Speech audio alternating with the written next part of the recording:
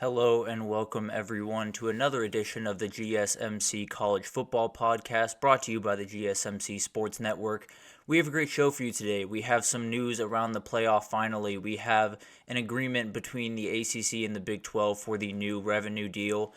We also have some interesting tidbits about Michigan since they've lifted the trophy and become national title champions. There have been some hurdles that they've had to get over. So we'll jump into all of that. Then we have a segment going into all the biggest holes for the biggest contenders in the country, whether that's Ohio State, Oregon, Texas, Georgia. We'll jump into all of those teams. And then finally, we have a Hot Take Thursday, and it's going to be all about NIL today. A lot of different hot takes kind of sprinkled in there, but one overarching one that I think some of you might agree with, some of you might not. But before we jump in, I do want to remind you all we get a ton of questions and comments throughout the show. So the best way for you all to see your questions on the screen and we can have a fun back and forth here is to use the link at the bottom of the screen, gsmcpodcast.net. It's a huge help not only to us here at the network, but to you all to see your questions or comments on the screen, and maybe we can have a fun back and forth here. Again, that's gsmcpodcast.net. Alrighty, let's jump right in because there's been a lot of stuff happening around the playoff. There's been a lot of stuff happening around NIL. It's been a crazy time, and I think a lot of us have been waiting for some answers, any type of answers really, about what the future of the playoff looks like, and we've gotten a little bit closer to that starting yesterday. The ACC and the Big 12 presidents voted unanimously to approve the new revenue sharing model in the 2026 playoff and going forward.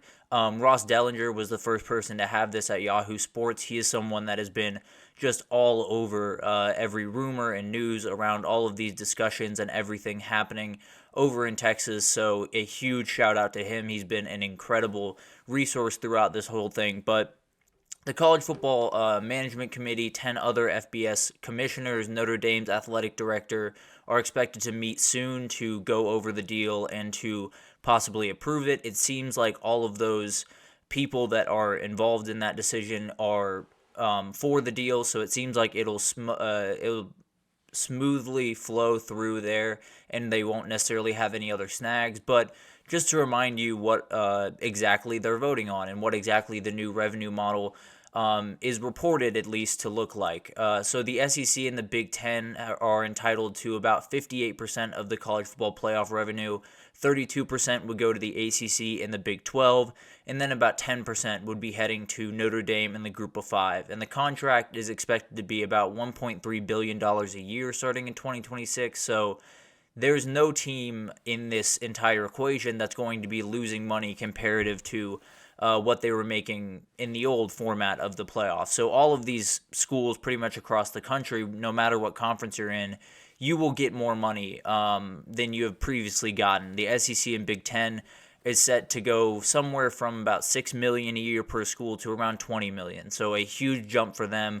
The ACC and the Big 12 are looking to double their total, so still a huge jump for them, but obviously not quite the jump that the SEC and the Big 10 are taking. But considering all of the future realignment moves, so Texas, Oklahoma, all of the teams moving over to the Big 10, the Big 10 and the SEC would have accounted for 72.5% of college football playoff participants since it's been introduced in 2014, excuse me. So there's a good leg to stand on. I won't argue with that. The SEC and the Big 10 knew they were coming into these discussions with a lot of power and a lot of ability to wield that power however they see fit in a lot of ways. So they came into this with a kind of beating their chests a little bit and definitely have a reason to, but it looks like they might have gotten their way on this one, at least in the short term, because this contract does have what's called a look-in provision in 2028.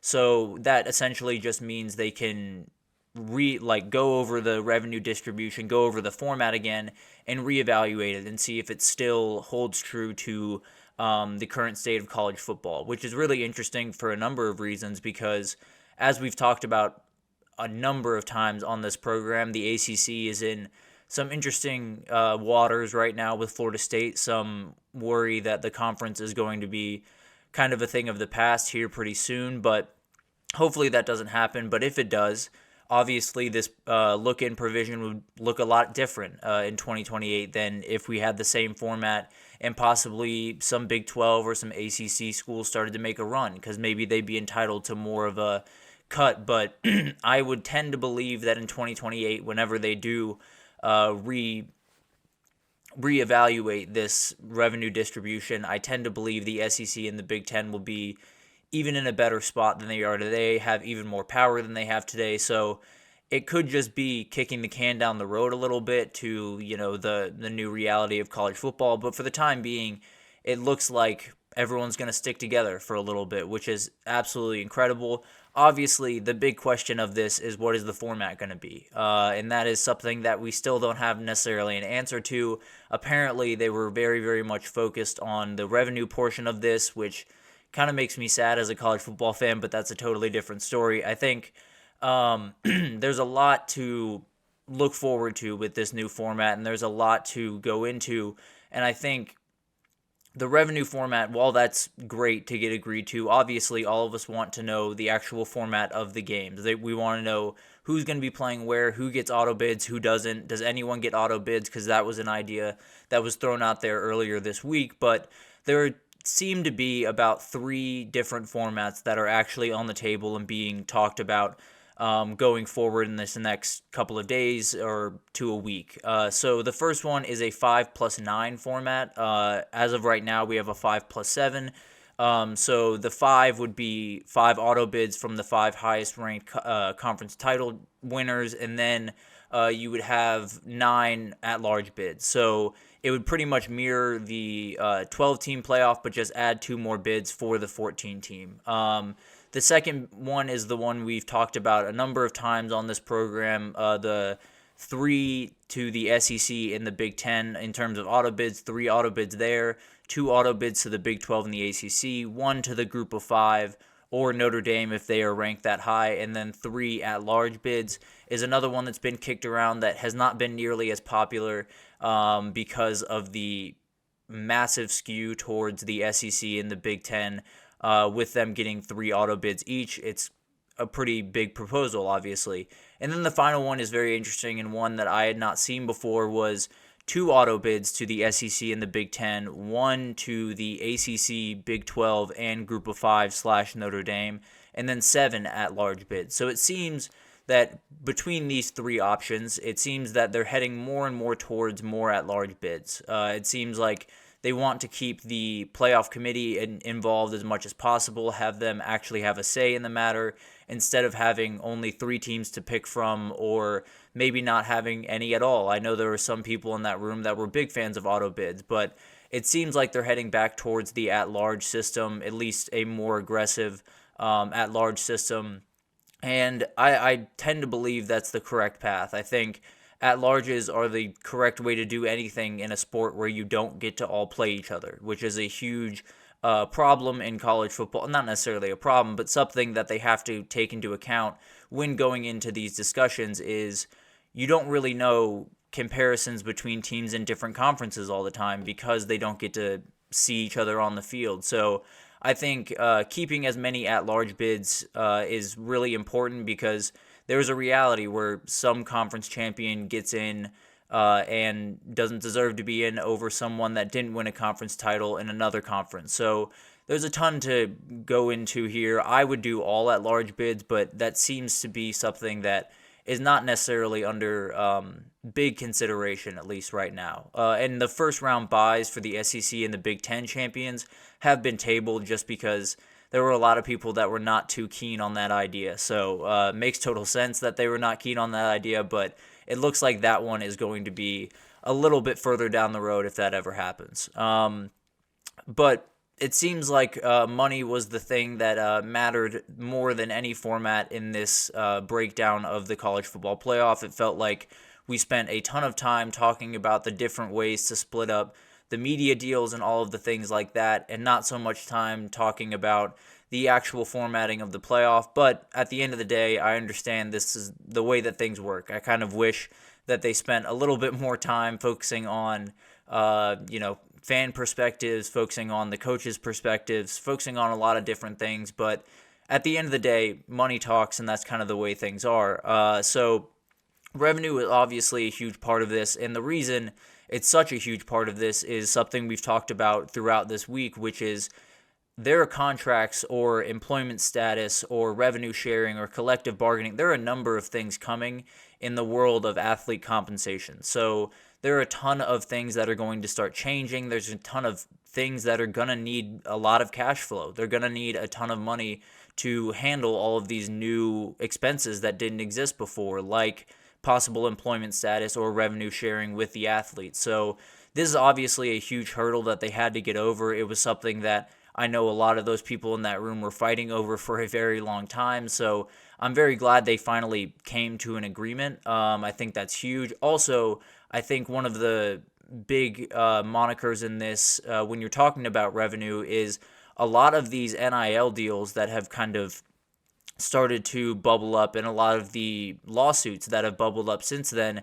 It's very possible that they retroactively owe some NIL money to some of these people, or even TV distribution money. So there's a lot of new expenses coming to college football, and you got to prepare for that any way you can. So the ACC and the Big 12, I think this is kind of just they need to make sure the money is coming in. There was a chance that the SEC and the Big 10 were going to go and take their ball and play elsewhere, and if that were to happen, the amount of money that would have been made would have been a lot less than 32% of whatever the next iteration of the playoff is. So I think they made a calculated decision. I don't think this is necessarily what they wanted to agree to, but at the end of the day, I fully understand why they did this. I think this is not only saving them for the time being in terms of having enough money to deal with all the craziness around college football, but also, as I've talked about a number of times, the SEC and the Big Ten, there were a lot of talks that they kind of wanted to come into this,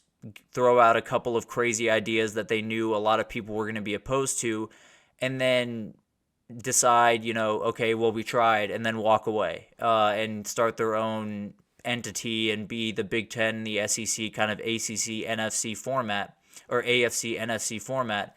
And it's one of those things that I understand why the ACC and the Big 12 did it from a financial perspective, but also this is kind of just calling the SEC and the Big Ten's bluff. Like, if you really want to leave, if you really want to put yourself out on, your own island, then go do it.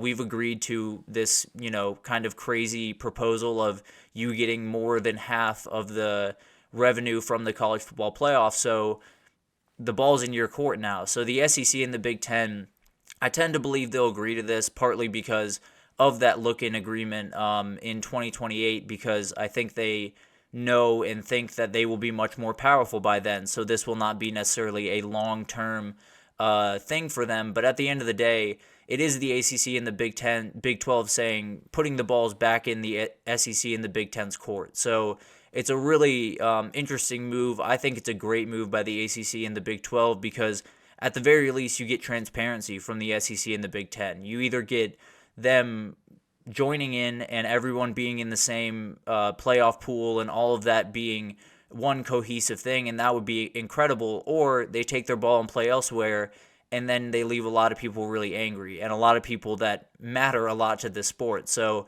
it's going to be really interesting to see how all this plays out. Obviously, the formatting is something that I'm most focused on. I think no auto bids would be the best way to go about it, but I did like a couple of the ideas. The 5+9 format is something that is very interesting. So it'll be interesting to see how all of this kind of starts to play out over the next couple of days. But as of right now, we have a revenue deal. We have the biggest hurdle, it felt like, in this entire process was who's going to get the money, which it always is.